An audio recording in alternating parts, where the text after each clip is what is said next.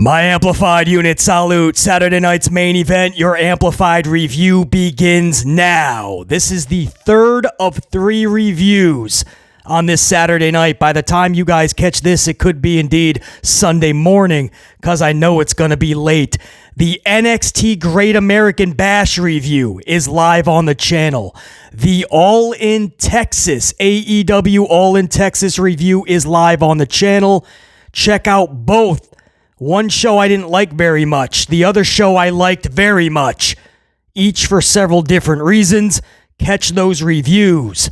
Now the Saturday night's main event review and Evolution, which again, by the time you guys are catching this, could be tonight. But Sunday night's Evolution from WWE, the all-women's second ever Evolution event. I hope to be live reviewing that on the channel. A live review, live reaction, live watch along. Stay subscribed and notified. You'll be the first to know if we're able to do that. But that'll be 5 reviews within 48 hours. SmackDown, Great American Bash, All in Texas, Saturday night's main event now, and then Evolution Sunday night. 5 reviews, 48 hours. Ain't nobody does it like the amplified unit. I want to give a shout out to Clint Green and Sam Byers, 2 big long-time subscribers to the channel. Appreciate the coffees and the super thanks, super chats. In the comments. Never needed, always appreciated. Clint Green, Sam Byers, appreciate you big time and your support to the channel. I say we jump into this. I'll try not to make this too long because I know there has been so much wrestling today, man. NXT going head to head, trying to flush out and flood out AEW. Just going against them really as competition. I mean, they didn't even care what type of show they were putting out. They just wanted to take some of the headlines, take some of the prestige away from All In. That's all they wanted to do is split AEW's audience. Why I'm not happy with that, all's fair in love and war and business. If that's what WWE feels they have to do because they're not competition supposedly, but you're going out of your way to sign a bunch of their talent. You're going out of your way to put a lot of shows up against them, counter programming. It wasn't just Battleground going up against Double or Nothing. It's not just Great American Bash going up against All In. August 24th, it's been announced that WWE is putting NXT Heatwave against AEW's Forbidden Door. This is the new business model. And Nick Khan said, look for us to sign more AEW talent in the future. Not just getting back Miro and Aleister Black, not just bringing in Mariah May, Blake Monroe, or Ricky Starks, who had the match of the card on NXT, by the way, if you guys caught that. But all of this talent, Rey Fenix, Penta, Nick Khan says we're getting more AEW. Well, if they're not competition, you seem to love their talent. If they're not competition, I don't know why you're pimping out your own product. Again, I'm okay with it if it's just a business decision they feel they have to make. But if it's detrimental to your product, that's where I have a problem with it. And it's dragging down NXT. They didn't care about this show. It's pretty evident, NXT Great American Bash.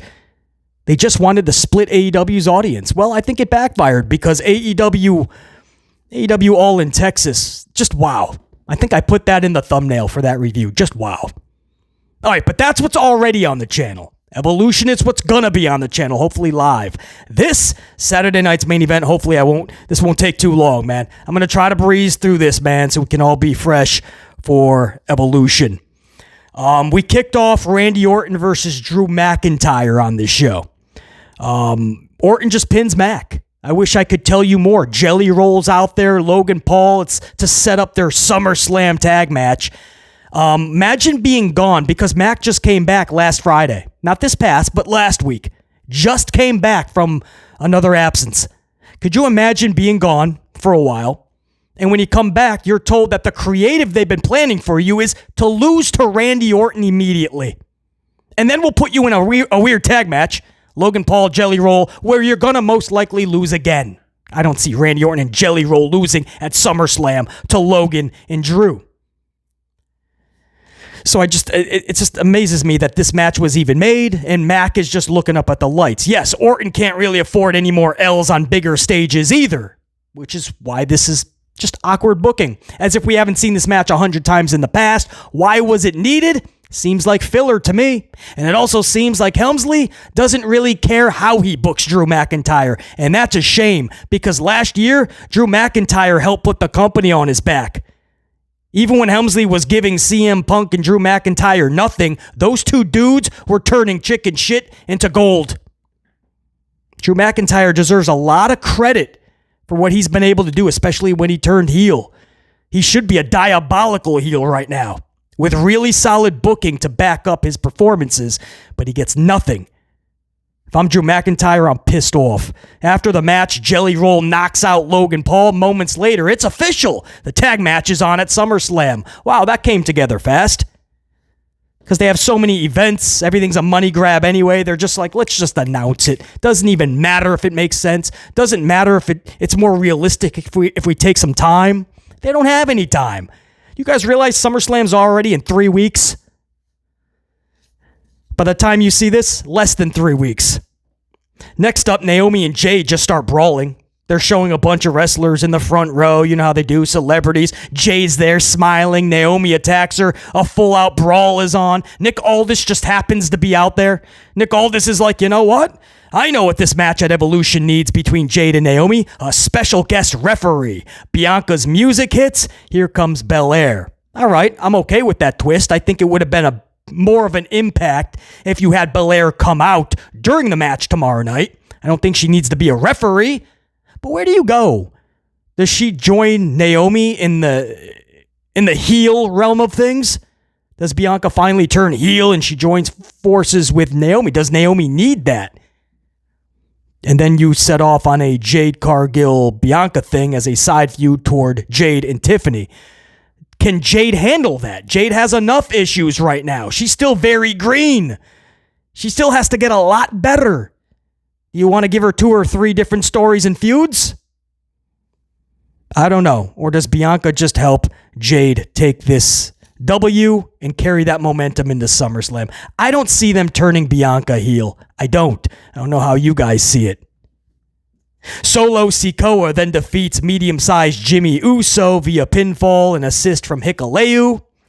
LA Knight defeats Sethington Rollins, I believe, or the match was third. Did he beat him? I don't know, man. It looked pretty bad for Rollins. It looked like his knee buckled. And it was twice. First he did the springboard, and it looked like his left leg buckled. But then when he did the moonsault, it looked like it was his right leg that buckled. His left leg he kind of shook off on the first springboard. And then on the moonsault, he just landed right on the right one. At first, it just looked so gimmicky. It looked like this was just part of the match. It just didn't look like he twisted it or anything. It just looked like he just went down. But then it just looked very... I don't know, the ref didn't call for an X or anything. She wasn't really on the black. It was referee Jess, my favorite referee in the industry. She wasn't on the black box too much. She did hit it, though. You could see her go to the black box. It just didn't look too, like nobody was in a hurry. Paul Heyman's just kind of talking to him. LA Knight goes to get him. Wrestler would never do that. They usually wait for the okay signal. He just went to get her, and then referee Jess is like, no. There is like footage also though when they went to commercial and he was being helped out. A lot of people saying no, it looked very real. So with all the wrestling that I've been covering today, I haven't got too many good looks at it. It looks like this is a real injury. I will not be shocked if I see a second or third look and it comes out to be just a story. It would be weird though. There'd be no point. He's a heel. He's just going to have his leg buckle. And then afterwards, Michael Cole and I think it was Wade Barrett, they're like, oh, we wish Seth the best. And that's the unfortunate part of wrestling. And so it's like sympathy. Well, you wouldn't be feeling that for a heel. So if this was to be gimmicky or a work, they work themselves into a corner of stupidity because that would be stupid. So I have to believe this is real because there'd be no reason under the sun for this to be a work. In which case, we would have to give Seth Rollins the very best, man. He's had leg issues in the past. That very leg, actually. I remember one time there was a sunset flip in the corner to Kane, I believe it was, and he just buckled it. That was also his right leg, wasn't it? Each leg has had a couple of injuries. So for Seth Rollins, we wish the best. It does look like it's a real injury because, again, if that's a work, what are you're just losing to LA Knight? Then you're just being ushered. I mean, there would be no reason. That would be so stupid for a heel. And the commentators are trying to, feeling bad for Seth. It has to be legit. We wish him the best. Oh, man, he just got this group together. I don't think this group works anyway. And they don't even have a name. There's no original new theme song. You never want to see an injury. That's not for the best. But maybe booking-wise, for Bronson and Breakker and this group's sake, that's probably going to be best for business. Them doing something different. Or at least maybe Paul Heyman and them, there'll be more chemistry. Because Seth and Paul, there's no chemistry. There's just none. Seth doesn't even need a mouthpiece. Seth speaks for himself. And Paul just looks really awkward. And I still don't look at him with Bronson and Breakker as anything special, or that chemistry still needs to be gelled there too. So maybe this will be the start of that. So you never want to see an injury. We hope the best for Seth. But in terms of the group, I don't think it's doom and gloom. I think we can finally start to get some type of identity with these individuals, especially if you're going to keep the Oracle with them. But we wish Seth the very best. LA Knight looked pissed off legit. Like, dude, come on. What is this? But I don't know. Again, it can't be a work, right? I mean, there's some parts of it where I was like, dude, what are they doing? This is so stupid because it's clearly a work. And then it's like, no, that's pretty legit. And then the main event, Gunther taps out Goldberg or passes out. Either way, he's got the choke on and Goldberg can't get out of it. He doesn't have the superpowers that Jey Uso has. Jey Uso's in that chokehold. He's pretty much taking a nap. He's in La La Land thinking of Stacy Keibler and Sable. Don't tell Brock Lesnar that. Sunny Days. Maybe Penelope Ford. A little bit of Blake Monroe. Tony Storm and Mercedes kissing. That happened at All In, by the way. I forgot to mention that in my review. They shared a little kiss. Yeah, Tony Storm and Mercedes, bro. But Jey Uso's just taking a nap. He's having fun. And then he wakes up. He's like, oh, I'm going to get out of the chokehold now. Goldberg, he can't get out of it. Right call, obviously. There's no way Goldberg can win this title. How many times have we seen Goldberg come back, inserted right into title matches, win the titles? I don't care if it's Brock Lesnar or Bray Wyatt when that should not have been happening. And he's hoisting up titles. There's no way you can do this to Gunther. You had Jey Uso, a tag team guy, beat him at WrestleMania to his own move. Then a couple months later, he gets it back only for a couple weeks to give it to Billy Goldberg at 58 years old, who stated himself he's only got one good arm and one good leg. You can't do it. You just can't. The only booking decision here was Gunther win, and Gunther win decisively. I'm surprised the match went this long. Salute to Goldberg. This might have been one of his longest matches at 58, mind you. Gunther wins this thing. His son was out there with him to walk him out. Norman Smiley, I believe it was, some of his old WCW brethren. So that was pretty cool to see. At the end of this thing, we went to a long commercial. When we came back, there was only 90 seconds left in the show, and they gave a live mic to Goldberg to say thank you to Atlanta and end his wrestling career. The problem is Hunter Hearst Helmsley and production ran out of time. It's called a timing botch. And we see a lot of this in WWE. So Goldberg's trying to have this good speech, and he's being told he's being counted down, so then he's trying to rush it, and he can't get it all out, and we don't fade to black. We just cut out on Goldberg's retirement speech. You kind of got to feel bad for the dude, man. So what do you do? Of all the times for Goldberg to have a long match, it went so long it cut into his retirement speech. Or that's just Helmsley going, I'm going to get the final one on you, buddy. Because Helmsley and Goldberg have had they've had their issues. And Goldberg recently calling WWE out about pimping out the spear, how everybody does it these days. Everybody. He's like, Braun Breaker should be the only one who's doing it. Of course, Roman's going to do it. I'm okay with Roman doing it as well. But Jey Uso, medium-sized Jimmy Uso, Ricky Starks is still doing it. Ricky's doing it. Ethan was doing it in their match. Everybody's doing this. The ladies were doing the spear. I saw an AEW, Little Boom. What's his name? You know the Boom guy, the Costco Boom guy, the cookie guy? His son, AJ, is it? I don't know too much about him, so if I'm botching the names, my bad. But his little son delivered a spear at the All-In, their pre-show there, the buy-in. I think it was like to Trent Beretta or one of those dudes. This little kid, well, not too little, husky kid, he speared a everybody's doing the spear. There was a time in this match where Goldberg's son jumped over the barricade and was about to deliver a spear. It's getting too much. If Goldberg is serious, then his own son shouldn't be doing it either. But Jim Uso definitely should stop doing that. Jim, Jay, everybody should stop doing it. Breaker and Roman, and let's leave it at that right now. Otherwise, the spear is not going to be as devastating because it ain't going to be prestigious. But I feel bad for Goldberg. He didn't just take the L. That needed to happen. But his retirement speech was totally cut out. Is that really it for Goldberg? I say no. I don't know how you guys... It just didn't feel like it was. I just feel like WWE and him came to some type of like extra deal, or the next time they're in Saudi, they're going to have... I don't know, man. I bet you Goldberg's like, dude, I did all this training. I can go a couple more rounds. We'll see. And that was basically Saturday night's main event. Some filler here and there, yes, but listen, there was so much wrestling to cover. I don't want to make this too long for you guys. That's what happened. The big headlines here, all the best to Seth Rollins. It looks like it's a legit injury because if it was a work, it's one of the stupidest works I've ever seen in pro wrestling history. And so we wish him the best. And the other big headline is Goldberg does in fact come back. His retirement match is a loss.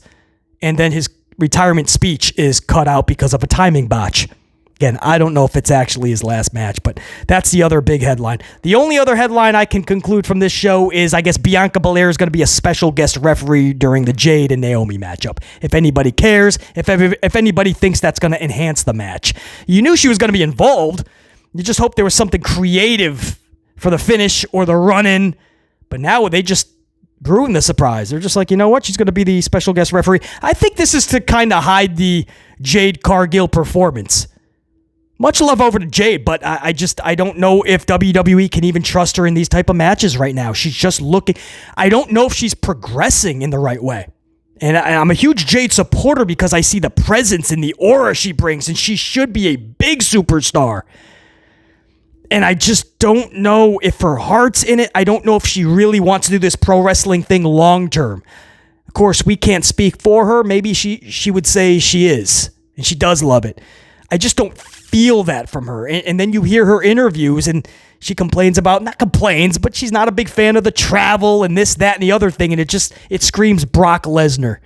And we know that's what took Brock off the road and out of WWE. He just didn't, it wasn't his passion. It wasn't his love.